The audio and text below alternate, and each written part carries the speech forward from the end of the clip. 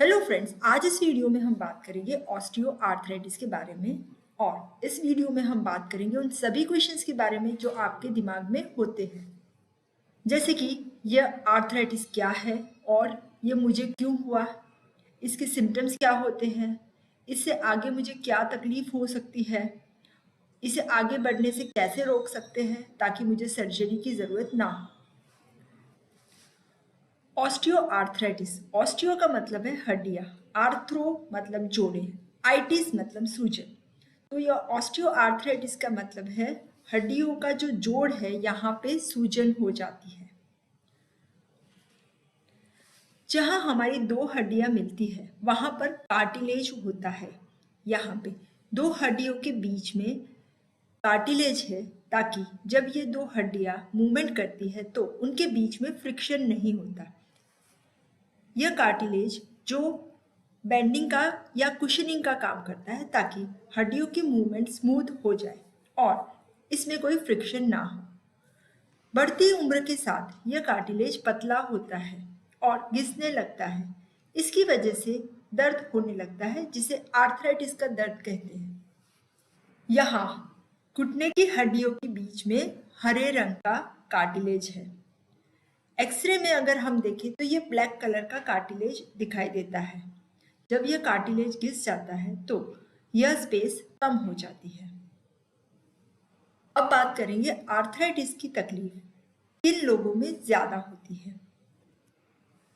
Ageing, उम्र के साथ कार्टिलेज घिस जाने की वजह से यह तकलीफ बढ़ती है। फीमेल्स में 55 इयर्स के बाद यह तकलीफ ज्यादा होती है। इंजरी, घुटने पर चोट लगी हो तो भी ऑस्टियो आर्थराइटिस जल्दी हो सकता है। हेरिडिटरी, अगर आपके घर में किसी को ऑस्टियो आर्थराइटिस आपके परिवार में है तो आपको भी यह होने का चांस ज़्यादा रहता है।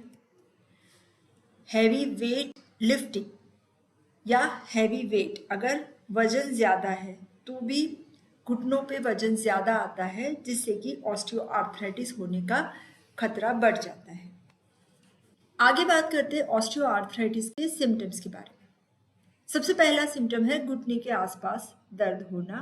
शुरुआत में यह दर्द सीढ़ी चढ़ते समय या कुछ एक्टिविटी करते समय होता है, लेकिन बाद में यह दर्द हर समय हो सकता है।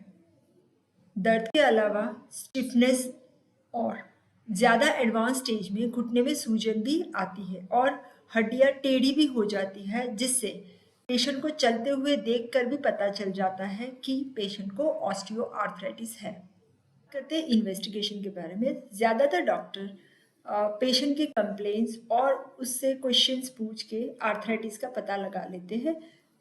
इसको कंफर्म करने के लिए एक्सरे करते हैं। एक्सरे में जो हमारा कार्टिलेज है वो यहाँ पे इफ इट इज एबनॉर्मल तो वो वहाँ पे पता चल जाता है। इसको कंफर्म करने के लिए एमआरआई या सीटी स्कैन भी एडवाइस करते हैं। आगे बात करते हैं कि हम क्या कर सकते हैं जिससे ये घुटने की परेशानी आगे ना बढ़े और सर्जरी करवाने की ज़रूरत ना हो। सबसे पहली चीज़, घुटने पे आने वाले लोड को कम करना चाहिए, जिसका सबसे आसान तरीका है वजन कम करना चाहिए। जैसे आपका वजन 1 किलोग्राम बढ़ता है तो घुटने पे 4 से 5 गुना ज़्यादा दबाव पड़ता है। तो अगर आपका वजन 10 किलोग्राम ज़्यादा है तो घुटने के ऊपर 40 से 50 किलोग्राम तक ज़्यादा दबाव पड़ेगा, मतलब आपके घुटने को ज़्यादा नुकसान होगा। इसके साथ ही घुटनों को सपोर्ट करने वाली मांसपेशियों को स्ट्रॉन्ग करना चाहिए, जिससे घुटने का दर्द कम किया जा सके। कई लोग सोचते हैं कि अगर घुटने में दर्द है और एक्सरसाइज करेंगे तो ज़्यादा नुकसान होगा, लेकिन ये करना तो पड़ेगा क्योंकि घुटने के मसल की स्ट्रेंथ बढ़ानी पड़ेगी। इसके लिए हम लो इम्पैक्ट एक्सरसाइज जैसे कि साइकिलिंग, स्विमिंग यह भी कर सकते हैं।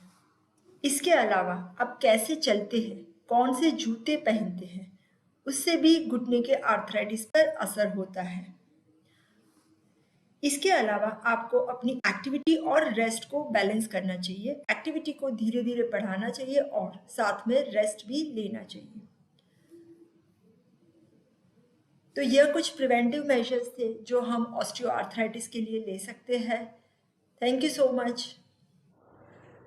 तो अगर हमारी चैनल को सब्सक्राइब नहीं किया है तो सब्सक्राइब कर लीजिए और बेल आइकन भी दबा दीजिए ताकि सभी नोटिफिकेशन आपको मिल सके।